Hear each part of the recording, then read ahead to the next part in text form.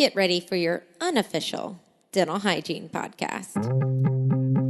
These are the tales of two hygienists, one East Coast RDH and one West Coast hygienist. Listen as they tackle the profession of dental hygiene with humor and enthusiasm. Now, please join Michelle Strange and Andrew Johnston as they tell you a tale of two hygienists.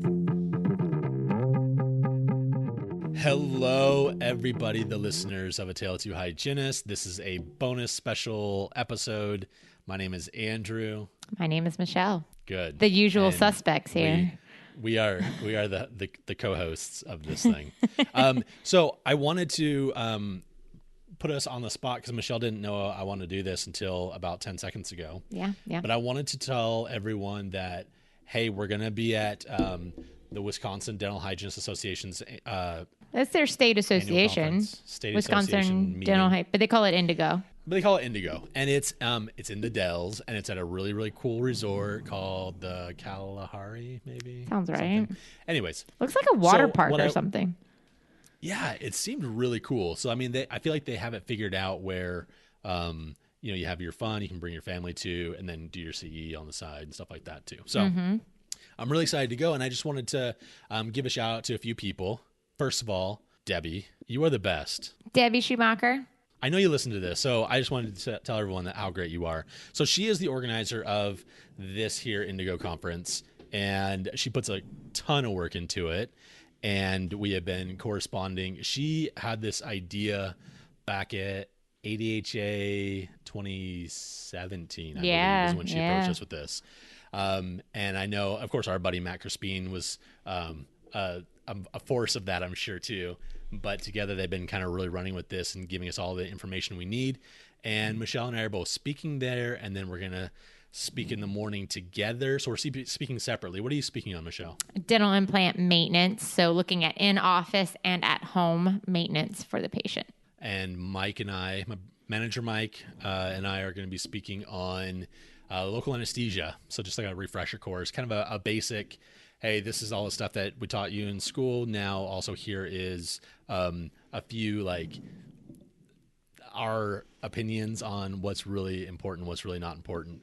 The funny thing is I've given these courses before, but listening to Michelle over the last year and a half or 2 years, I've actually decided to incorporate, wait for it, studies and evidence-based science research. Yay. What do you mean you just started doing that? No, I guess maybe let me back up then. I was going to say, like, what were you talking about? Well, I feel like, okay, local anesthesia, there's just basic knowledge. Like this, you do this, you do this, you do this. Doesn't matter who the instructor is. This is how you give an injection. Okay. Doesn't matter who the instructor. This is the science. This is the landmarks the are landmarks how it works and all of that. Yeah. Okay. I mean, you can't Malamed didn't make people's faces and then decide, okay, and this is also how we're going to do local anesthesia. So there's all this stuff is nobody's like property or whatever. But what I have decided is there's this 4% should we use articaine on the mandibular block discussion. And we're going to talk about that kind of stuff. And I have some studies and some articles that support one side or the other. And I'll give my opinion on it too, but it's more informative rather than just taking whoever's book that whether it's Kathy Bassett or Malamed, Dr. Stanley Malamed's books, or any of the other books out there. So very excited about that one. And for our Saturday morning session, when we're speaking together, which is always an adventure. Yeah, we've totally prepared for that one.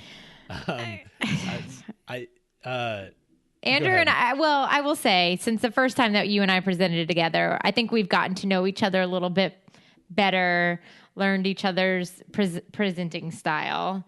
Whereas I'm a maniac that needs it to be like very spot on, almost scripted. I need to know my points that I'm making.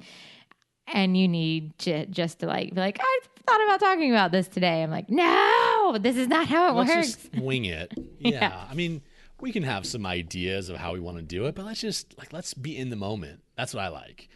And I was actually kind of nervous because I wasn't sure with Mike, we've never presented before. And so we split up kind of the work. I'm like, hey, you do this, I'll do this, I'll do that. And like, he's sitting over there, like just doing all this work. And I'm just like, yeah, I'll add this one and I'll use this from what I used before. And Mike's just getting a little bit nervous. He's like, oh crap, hopefully. He's like, but you can BS your way through anything. I'm like, not when it's like local anesthesia. You can't. Mike and I are, though, like we are kindred spirits when it comes to dealing with some of your shenanigans. Well, I wouldn't say all that, but I will say that I think we're actually almost doing like a live podcast-ish kind of thing, which I think we also feel very comfortable with that. So that's great. But we are always so excited to present cool people.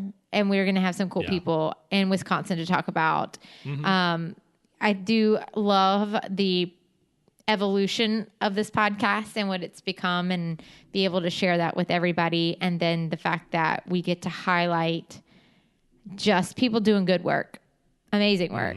So that's always, that never feels like a job. Like putting that content together is just like, this is amazing. I'm so happy to do it. And it's Wisconsin too. I mean, they have just nothing but great, amazing people. And I think we're going to be interviewing Stacy. She's the current president. She works in FQHC. So we're going to talk a little bit about that.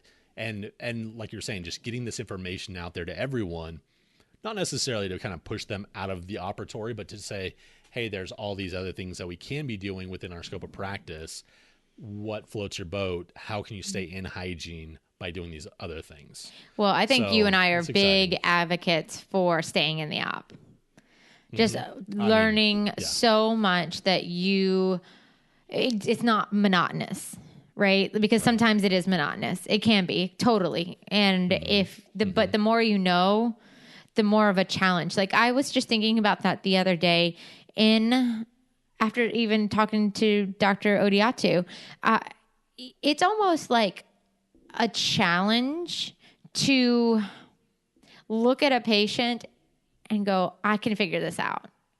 You know, like it's not just calculus. Calculus is you do this a few years, you can figure out like, okay, well, obviously the brush is not touching the gum line. But then if you watch them doing home care and they're like spot on, you're like, okay, there's something else. Like it challenges your brain. And then you have to people are like, well, what do I do for sensitive teeth? And then you have to remember all these things and then almost like funnel it in for that patient. I'm like, okay, well that wouldn't work for this person. This won't work for that person. And then you think you really come together and come up with a treatment plan for them.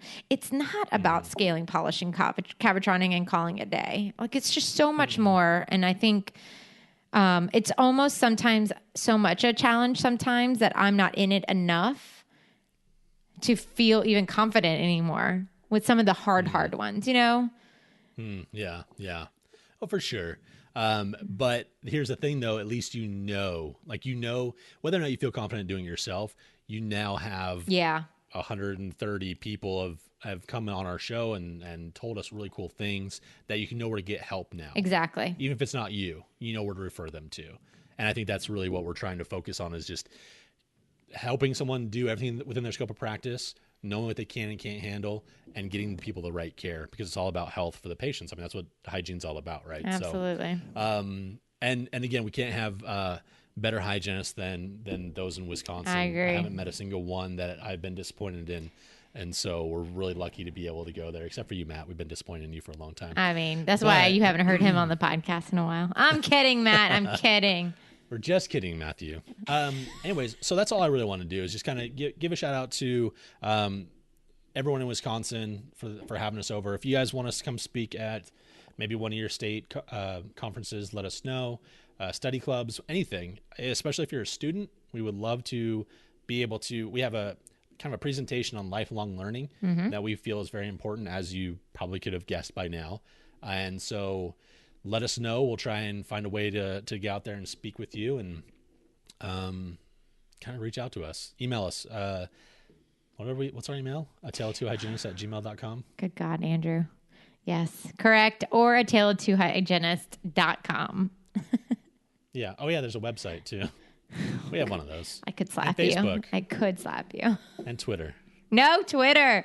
Killing me. Anyways, that's all. Thanks everyone for listening to us rant. We will see you all in Wisconsin here this weekend. Yes. Bye, everyone. Bye, y'all.